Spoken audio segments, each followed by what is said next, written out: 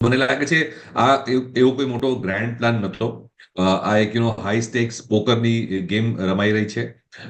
અને president Trump art of the ડીલમાં typically આપણે કહીએ ને કે 100 નું આપણે સડનલી બેટ રમીએ અને પછી આપણે 20માં સેટલ કરીએ એ રીતનો ઇસ્યુ, એ રીતનો અપ્રોચ થઈ રહ્યો છે.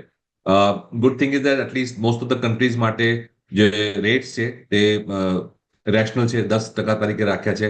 કાર માટે અલગ છે, 25 પહેલા જે કરેલા એ બધું અલગ છે, પણ ઓવરઓલ આઈ થિંક એક મોટું સ્ટેપ બેકવર્ડ લીધું છે, તો ઘણી બધી કન્ટ્રીઝને ફાયદો છે.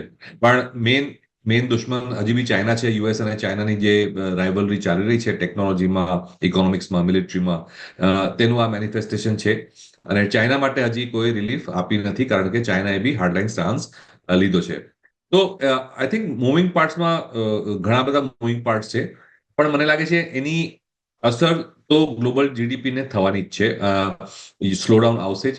અને જે હોપ છે પ્રેસિડેન્ટ ટ્રમ્પનો કે યુએસ બિઝનેસીસ ઇન્વેસ્ટ કરશે, મેક ઇન અમેરિકા કરશે, તે લોંગ ટર્મ માટે વેલિડ છે. પણ શોર્ટ ટર્મમાં મને નથી લાગતું કે કોઈ 90 દિવસમાં કોઈ મોટી કંપની કોઈ મોટા ઇન્વેસ્ટમેન્ટ ડિસિઝન્સ લે, કારણ કે હજી બી અનસર્ટનિટી